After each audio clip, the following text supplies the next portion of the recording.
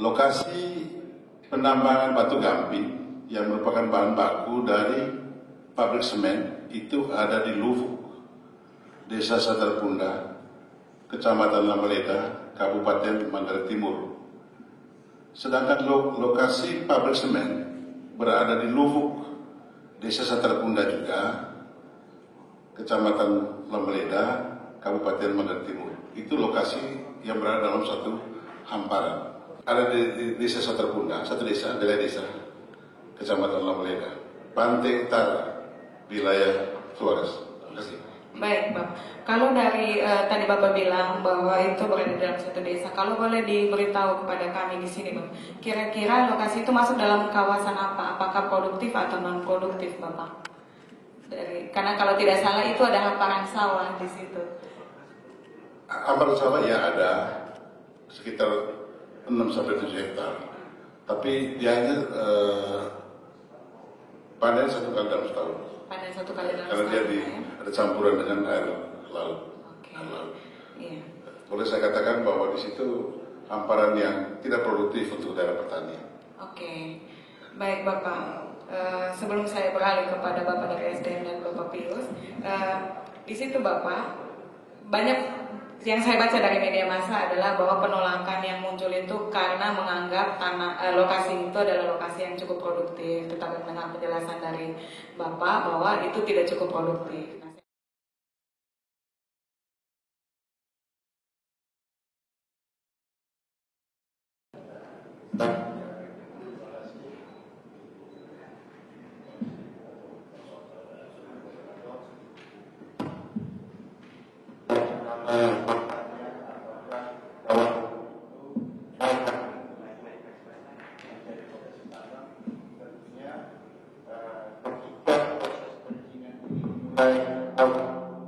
Pada tahapan oleh pemohon izin tambang.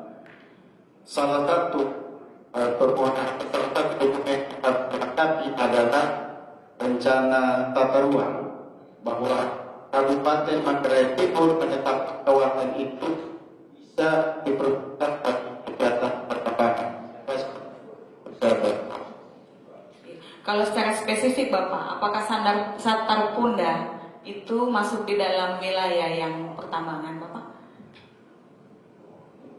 Bagaimana? Kalau secara spesifik, kalau Kabupaten Manggarai Timur masuk di dalam wilayah pertambangan, secara spesifik Satarpunda, kan lokasinya ada di Satarpunda, apakah Satarpunda masuk di dalam juga wilayah yang direncanakan untuk pertambangan Bapak?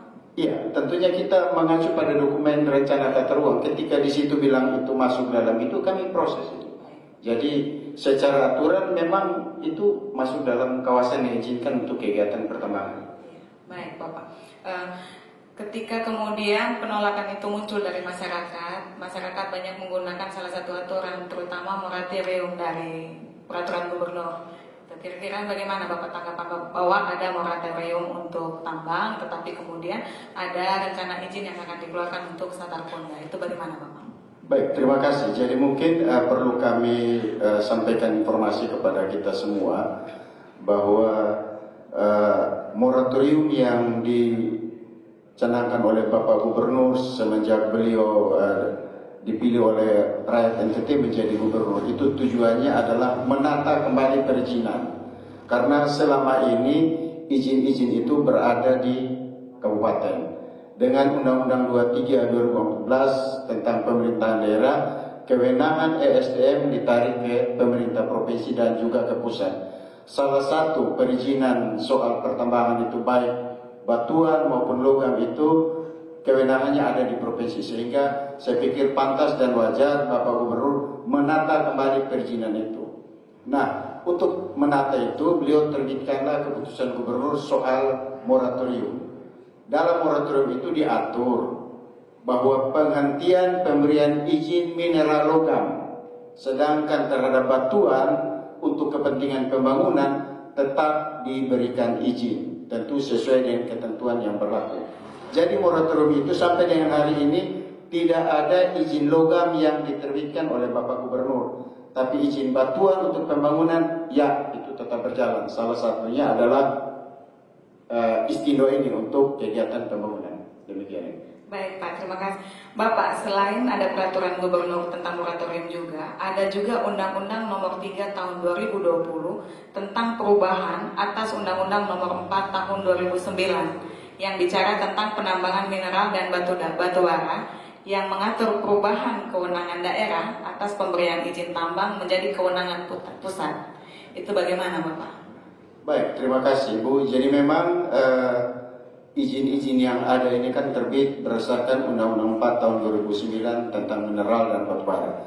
Sejak tanggal 10 Juni tahun 2020 sudah ada undang-undang baru yaitu Undang-Undang 3 tahun 2020 sebagai pengganti Undang-Undang 4 tahun 2009. Dalam undang-undang tersebut itu diatur sesuai dengan surat edaran dari Dirjen Minerba kepada Gubernur seluruh Indonesia dan juga Kepala PTSP yang ditegaskan adalah penerbitan izin baru tidak boleh selama 6 bulan ke depan sambil menanti peraturan pelaksanaan. Tetapi untuk peningkatan perizinan, misalnya dari eksplorasi ke operasi produksi atau perpanjangan karena eksplorasinya mau berakhir diperpanjang atau OP-nya mau berakhir, itu masih diperbolehkan sesuai dengan edaran dari Dirjen Minerba. Baik Bapak, sambil melanjut itu, kedua aturan itu sudah mengatur. Kemudian kalau kami boleh tahu proses perizinan untuk yang di Satarkunda ini sudah sampai mana Bapak?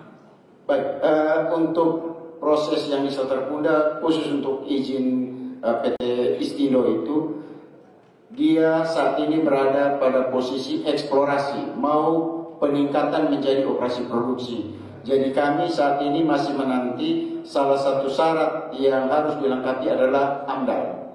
Ketika AMDAL itu ada dan dinyatakan layak untuk bisa kita tingkatkan, kita akan proses untuk tingkatkan dia menjadi izin OP. Artinya Bapak, meskipun ada surat edaran dari Dirjen yang mempertegas tadi aturan Undang-Undang Nomor 3 itu Bapak, yang mengatakan bahwa seluruh edaran ini kan diberikan kepada seluruh gubernur yang menyatakan bahwa gubernur tidak dapat menerbitkan perizinan baru yang salah satunya adalah izin usaha tambang. Nah, kalau untuk yang di Satarkunda ini Bapak, izin usaha tambangnya itu sudah keluar atau belum?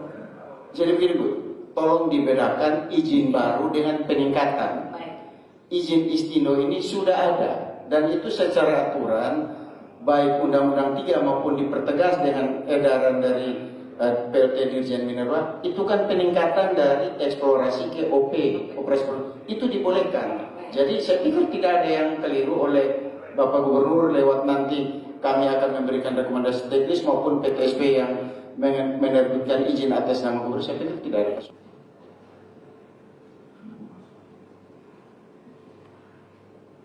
Baik, mungkin saya ke Pak Pius.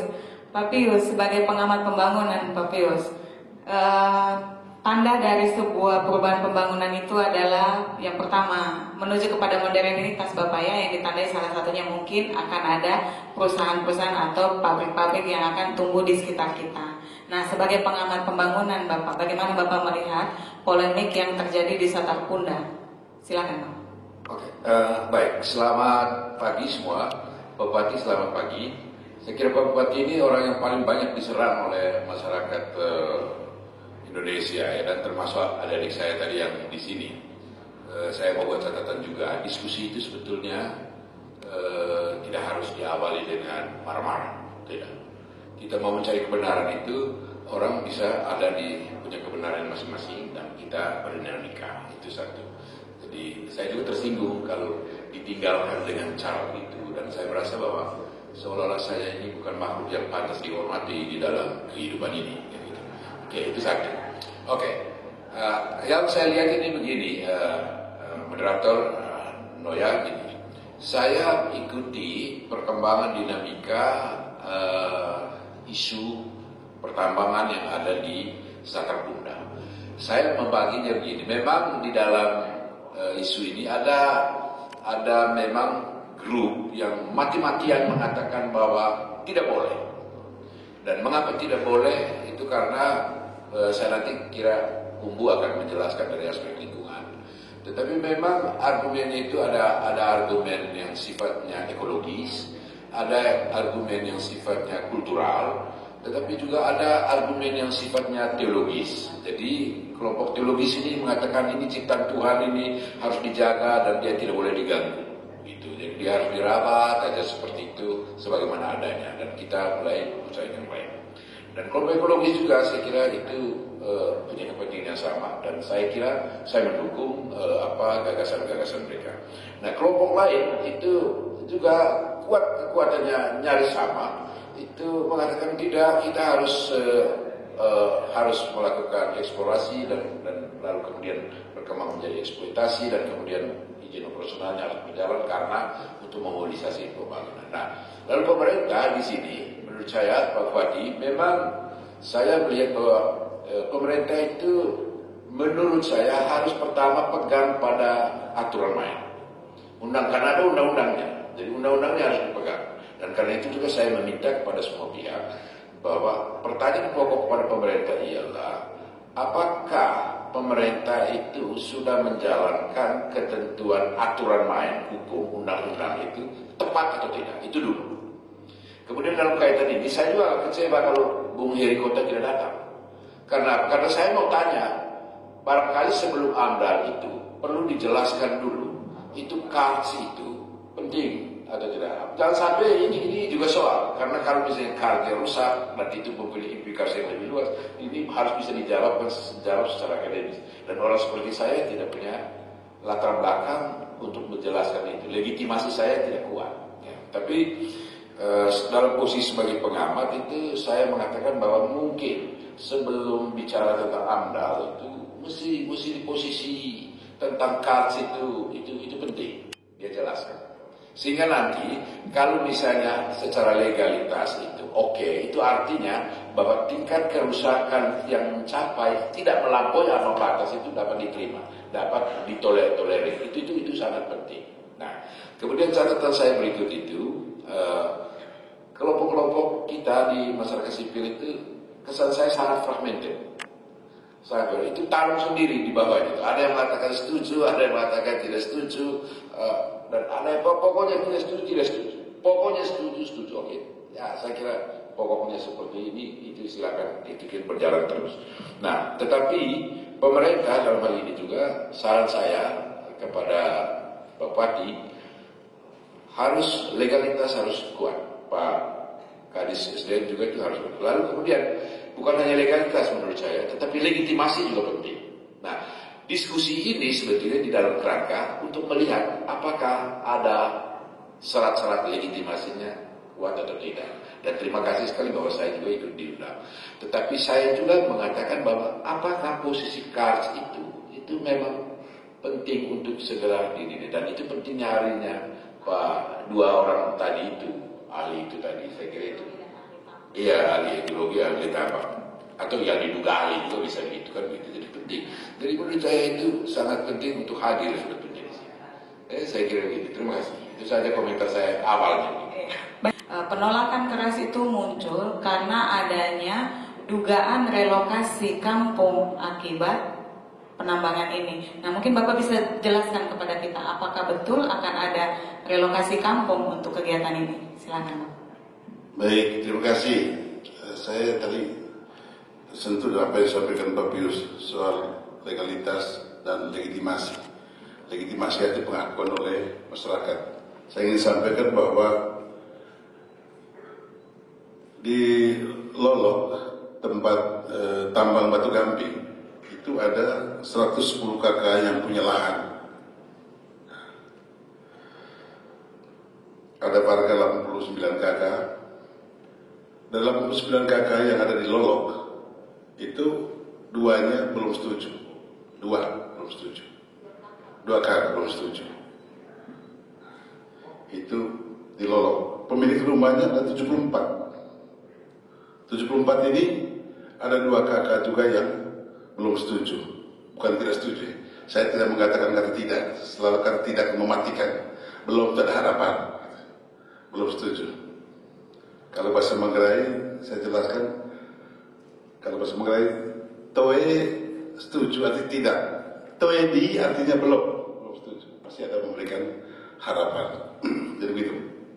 Dua, itu di Lolok. Dengan area izin eksplorasinya sekitar 500 hektar. 500 hektar. Sedangkan di Lubuk, 76 KK, 67 ya setuju, 9-nya yang belum.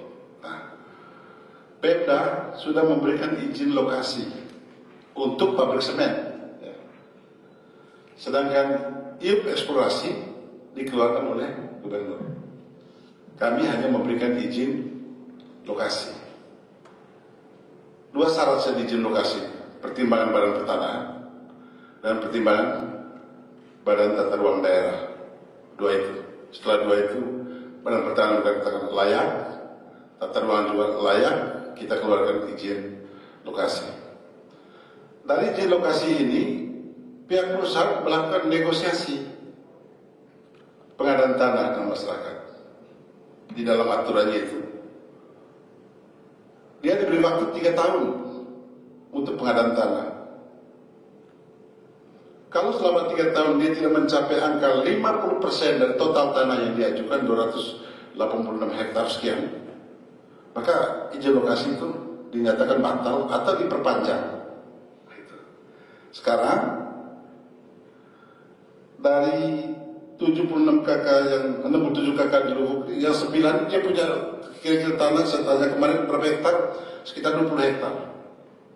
Berarti dari 290 hektar yang diminta oleh perusahaan, tinggal 270. Berarti memenuhi syarat dari sisi pengadaan tanah. Aturannya. Sehingga langkah berikutnya dia tinggal amdal sudah. Jadi ini soal legitimasi. Dan saya bawa hari ini juga ada pernyataan dari masyarakat, dua masyarakat Lubuk dan Lolok yang berkaitan pabrik semen di sana. Itu yang dari masyarakat siap, mereka mendukung.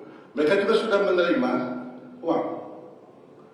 Bahkan mereka juga sudah mendapat pemasangan listrik gratis di Lolok yang nanti rencana di relokasi. Di relokasi itu ada kesepakatan mereka. Kesepakatan antara perusahaan dengan masyarakat untuk 74 rumah. 74 ini akan dibangun, dipindahkan dari situ, tetap dalam wilayah mereka, wilayah Kumadatnya, tetap di situ, atau tetap di dalam wilayah Desa Satar Punda. Mereka diberi bangun rumah 60 meter persegi. Itu kesepakatan yang saya baca antara perusahaan dan mereka, 60 meter persegi. Tanahnya 200 meter persegi. Terus dikasih lagi uang perabotnya 50 juta. Dipasang meteran 1.300 dan meteran listrik sudah pasang. Sudah pasang sekarang, sudah nyala semua di Lolok. 70 sekian rumah, tinggal 2 yang masih belum mau terima. Padahal mereka tawarkan. Itu untuk Lolok yang relokasi kampung, dibangun rumah adatnya segala macam. Memang sekarang belum. Saya minta kepada perusahaan kemarin, masyarakat saya jangan dulu dipindahkan sebelum perkampungan baru itu dibangun. Itu permintaan saya. Saya tidak mau masyarakat saya nanti keleleran. Dan itu yang saya kawal perjanjian mereka. Sedangkan untuk Lubuk tidak ada relokasi untuk pabrik semen. Mereka hanya diberi bantuan renovasi rumah dengan pemasangan listrik. Padahal mereka tidak dalam target pemasangan listrik. Yang target pemasangan listrik itu hanya Lolok. Tapi saya minta kepada perusahaan, jangan dong. Masa satu warga kau pisah-pisahkan yang sebelah atas bukitnya terang, di bawahnya gelap. Akhirnya diberi bantuan pemasangan listrik. Jadi Lubuk tidak relokasi, renovasi. Sekitar 50 juta mungkin diberi renovasi.